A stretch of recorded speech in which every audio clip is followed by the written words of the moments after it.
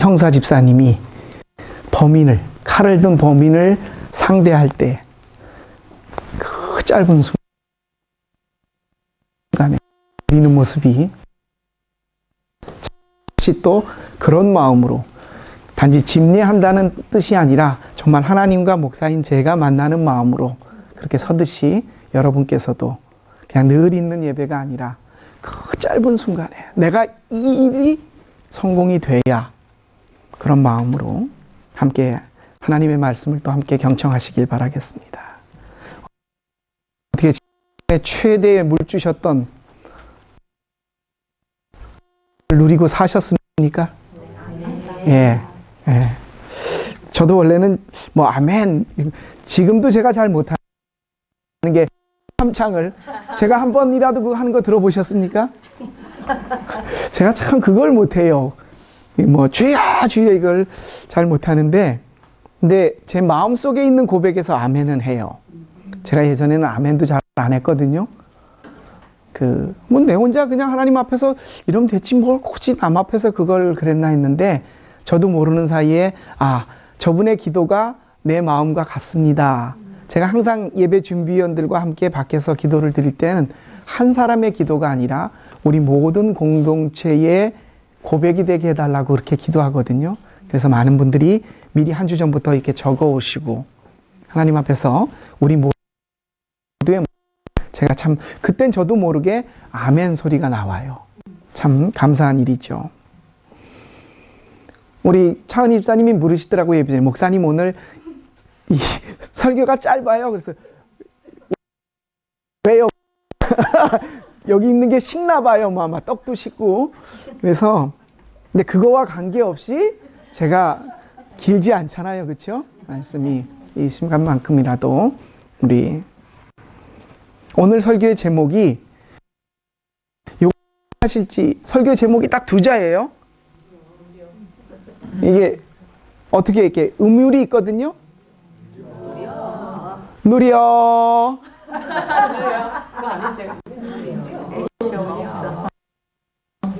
근데요, 누려 끝이 올라가거든요. 뭔 얘기인지 아시죠? 독일 말로 게니센 하는 겁니다. 제가 오늘 설교를 준비하면서 예전에 대학 때 읽었던 아주 짧은 단편을 많이 썼어요. 모파상이라고 하는 프랑스의 작가인데 아주 위트가 있고 정신병으로 나중에는 유명한 천재들은 많이들 그랬나 봐요. 정신병원에서 인생을 마감했거든요. 독일 말로 할스케테, 넥클레스. 오늘도 목소리 하고 오신 분들 계시네요. 우리 진주 목걸이도 안 보이게 오늘 박 집사님이 반지가로 새로 바뀌셨는지 이렇게 그러시더라고요. 그래서 반지가 바뀌었을 때는 어떻게 해야 되는지 아시죠? 남편이 반지를 25주년 해줬다? 아유 머리야. 이렇게. 그쵸? 이 할스케테 목걸이라고 하는 마틸다라고 하는 젊은 참 예뻤고 공주의 삶을 살고 싶었던 마틸다가 루아젤이라는 착해요. 건실해요. 근데 돈을 많이 못 벌어요. 교육부의 하급 공무원과 결혼을 했으니까 자기의 꿈과 이상은 이렇게 참 이러고 예쁜 드레스에 하고 싶었는데 현실은 아주 말단 공무원의 박봉의 생활이에요. 늘 현실과 자기의 이상 사이에 갈등을 느끼던 중에 남편이 자기 부인을 좀 즐겁고 기쁘게 해주려고 교육부 장관이 여는 파티에 초대장이 나왔는데 그걸 어렵게 구했어요. 그리고 부인에게 기쁘게 갖다 주면서 같이 가자고 그랬더니 아니 이것만 구해오면 어떡하냐고, 나는 드레스도 없고 장식품도 없다고. 그러자 이 루아젤이 자기가 취미로 몇 년간 사냥이 취미였는데 총을 사려고 몇 년 400프랑으로 드레스를 탁 사줬어요. 드레스만 사면 뭐하냐고, 장식품이 없는데. 그러다가 그 옆 동네에 포레스티에라고 하는 부인 집에 가서 앉아 얘기를 하다가 그 부인의 다이아몬드 목걸이를 그래서 파티를 생각해서 빌려줄 수 있겠냐고 물었는데 선뜻 빌려준 거예요. 그리고 그 목걸이를 하고 갔죠. 마틸다는 아마 파티가 그 체질이었나 봐요. 새벽 4시까지 남편은 저쪽 구석에 앉아서 그냥 졸고 있는데 춤도 추고 모든 주먹을 이 얼굴이 받쳐주니까 드레스에다가 장식품에 진짜 신데렐라처럼 신데렐라까지 놀다가 딴 사람들은 다 자기 마차를 타고 가는데 그 마차를 타고 빌려서 집에 와서 자기의 그 한껏 모습에 취해서 딱 거울을 봤는데 어떻게 됐죠? 목걸이가 없어진 거예요. 난리가. 마차를 수소문했는데 어느 마차를 싼 마차를 타다 보니까 어느 차 마차 찾아봤는데도 없어요. 난리가 난 거죠. 목걸이를 갖다 줘야 되는데 어떻게 했습니까? 아버지의 유산 18,000프랑 이 목걸이를 가서 보보석상에서 봤더니 4만 프랑이 넘는 거예요. 그래서 아버지로부터 받았던 18,000 밀어놓고 집을 단칸방으로 옮기고 같이 살던 하녀를 내보내고 고리대금업자에서 대출을 받고 그래 가서 깎아서 10%를 깎아서 36,000 유로 프랑에 그리고 목걸이를 찾아 다시 가져오면 2,000 프랑만 받고 수수료만 받고 다시 그걸 돌려받기로 34,000에 다시 팔기로 하고 그 여자에게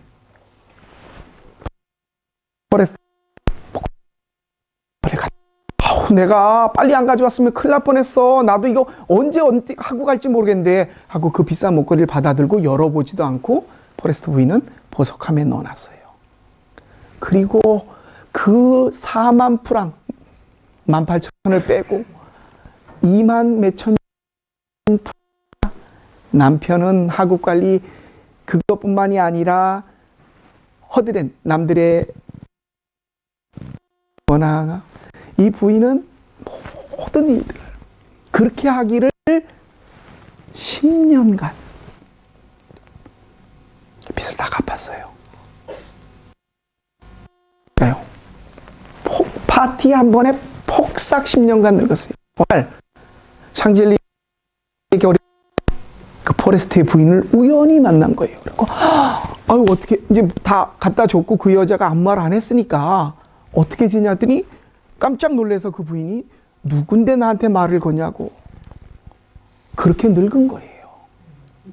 사실은 내가 그때 말을 못했는데 이런 일이 있어서 당신에게 그렇게 했다고 그렇게 얘기를 하자 그 포레스트의 부인이 그거 가짜였는데 그리고 소설이 끝이 나요. 제가 왜 이 얘기를 설교 시간에 4, 5분에 걸쳐서 했느냐. 오늘 설교 말씀과 이 마티가 보였던 그 참 억울하죠. 그렇죠? 10년간 참 허영과 순간의 기쁨에 하룻밤의 기쁨을 10년하고 맞바꿨다.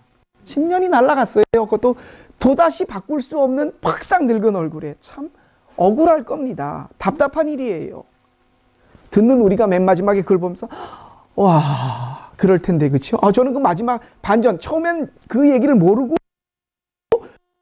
이게 뭐야? 참 불쌍하기도 하고 억울하기도 하고 참 기가 찬 일이었어요. 예수 믿는 오늘의 우리가 이런 답답한 일을 하고 있지 않은지 주님께서 우리에게 오늘 주시는 말씀 예수님의 유명한 비유예요. 오늘 찬송가가 나간 자식 돌아왔도다. 탕자의 제가 이 본문을 알려드리지 않았거든요. 근데 오늘 탁 우리 성가대가 한 찬송이 집 나간 일명 탕자의 비유잖아. 그치요? 둘째 아들이 아버지의 재산을 가져가서 호랑팡탕하게 쓰고 쥐염 열매 먹다가 그래도 아버지 집에 가서 하인이라도 하자 하고 돌아온 걸 아버지는 씻기고 반지를 끼우고 이 이야기를 통해서 참 이 목걸이의 주인공인 마틸다의 모습이 이 탕자가 하나가 아니에요. 정확하게 말하면 둘째 아들은 아버지 재산 살아있을 때 총기 있을 때 주세요 하고 반 챙겨 나가서 창기와 허랑방탕하게 썼지만 큰아들, 이 큰아들도 탕자는 아니에요. 제가 보기엔 탕자까지는 아니어도 어리석은 둔자는 돼요. 저는 오늘 탕자의 이야기의 본문의 뒷부분만을, 둘째 아들이 방탕의 생활은 이야기하지 않았어요. 그 둘째 아들이 돌아와서 아버지가 씻기고 바락지를 끼우며 큰아들이 지게를 지고 집에 들어오는데 풍악 소리가 들려서 뭐냐고 물어봤더니 당신 아들 동생이 살아 돌아와서 아버지가 지금 잔치를 베푼다고. 그러자 큰아들이 거기서 화를 내면서 집에 들어가지 않으니까 아버지가 안 와서 얘야 무슨 일이냐. 아니 아버지, 나는 아버지한테 순종하고 거역한 거 없이 아버지 일하면서 묵묵히 지냈는데 아버지 재산을 창녀들하고 말아먹은 저놈이 돌아왔다고 저렇게 잔치 내 친구들하고 하면 노는데 잡아준 적이 있으시냐고. 요 얘기예요. 보통 우리는 이 탕자의 이야기를 집 나간 아들, 돌아오는 아버지의 사랑과 자애에 대해서, 아버지의 기다림에 대해서 많은 이야기를 들었습니다.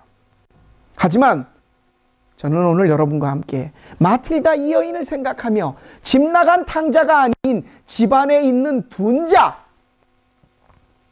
큰아들의 이야기를, 묵묵히 일을 했어요. 순종했어요. 한번 여러분 생각해 보세요. 아버지의 재산을 말아먹고 아버지를 거역해서 나가서 헛짓한 둘째 아들이, 그리고 아버지의 일을 묵묵히 수행하면서 잠깐 마음이 서운해서 화를 낸 이 첫째 아들, 소위 우리가 따지기에 무게로 따지면 어느 놈이 더 숭악한 놈인가요? 둘째겠지요. 이 집 나간 둘째는 하나님을 믿지 않는, 예수 그리스도를 영접하지 않은, 믿지 않는 사람 내지는 주님을 거부한 사람들로,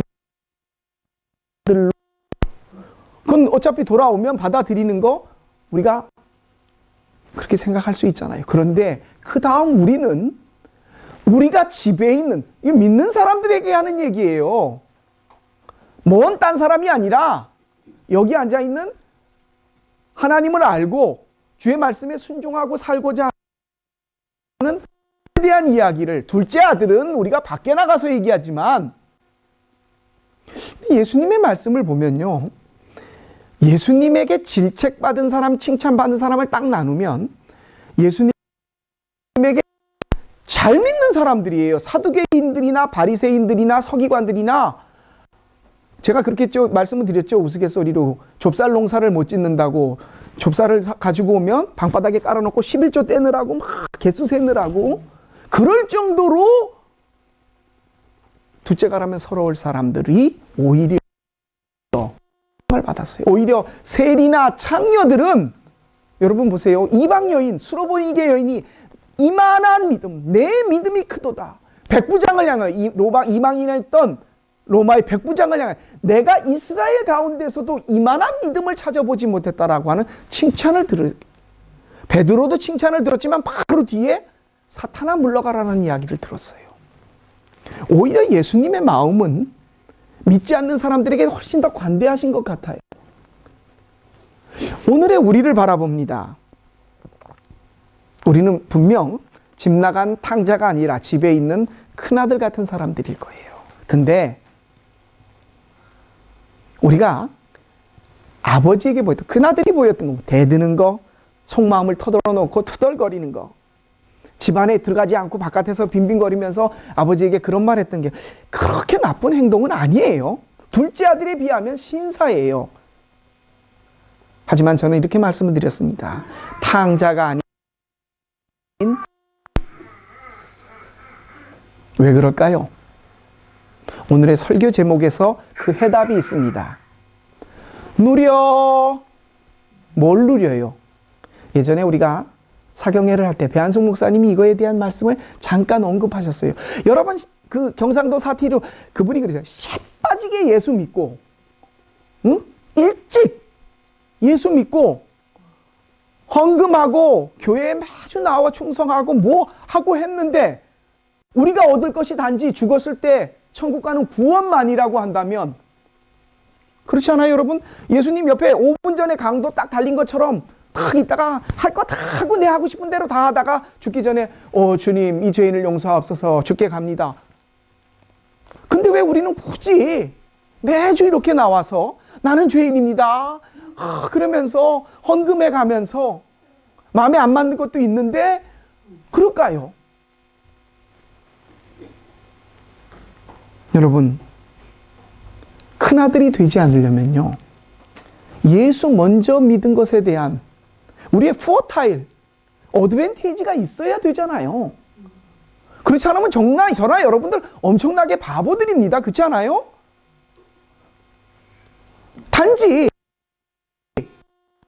마지막 천국문에 들어가는 그거 하나만이라고 한다면 저와 여러분은 지금 굳이 벌써부터 이렇게 보험 들어둘 필요가 없어요. 여러분,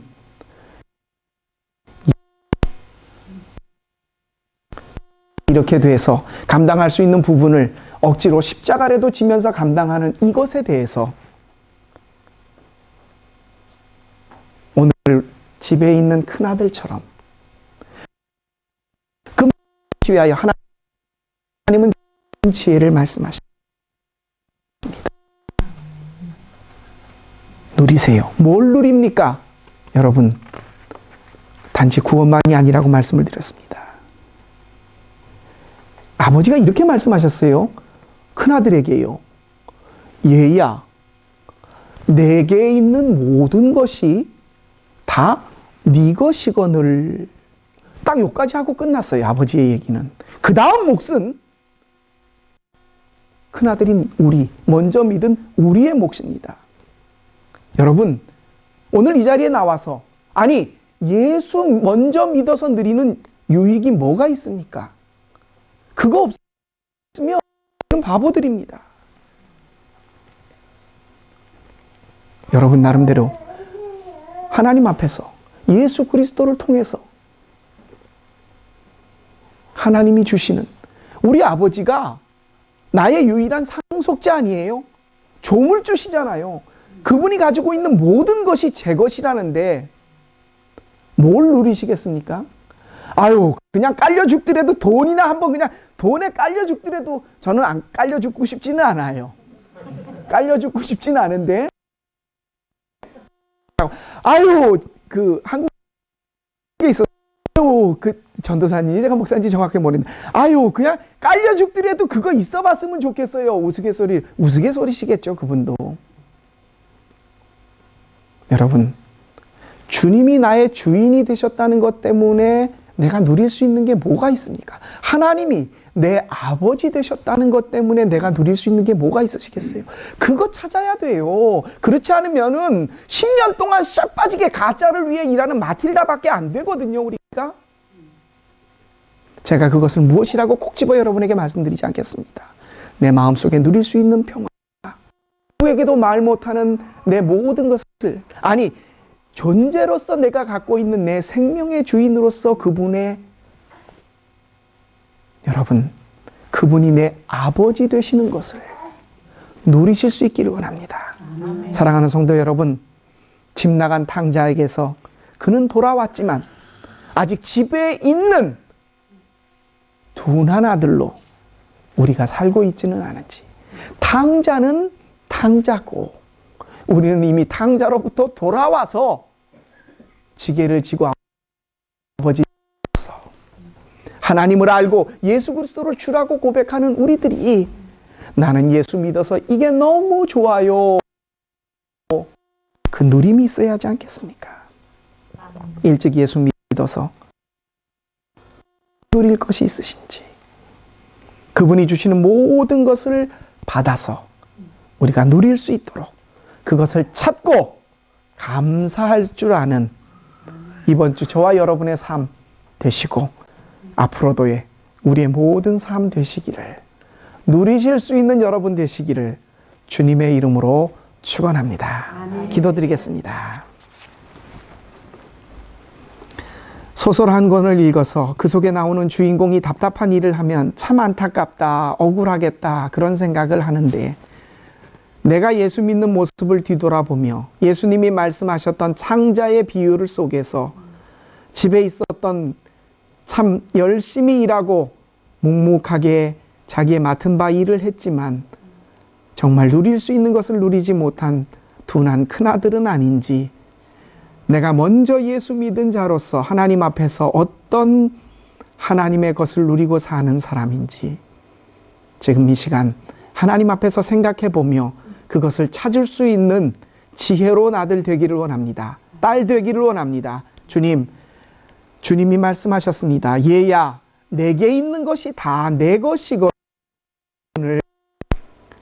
우리의 마음 속에서, 우리의 생각 속에서 가다 둔 하나님이 아니라 내 생각과 마음을 하나님께로 맞추며 하나님이 나에게 주시고자 하는 그 많은 것들을 찾아서 누릴 수 있는 지혜로운 당신의 자녀들 되게 하여 주옵소서. 이 삶을 우리에게 지혜로 알려주신 우리 주 예수 그리스도의 이름으로 감사하며 기도합니다. 아멘.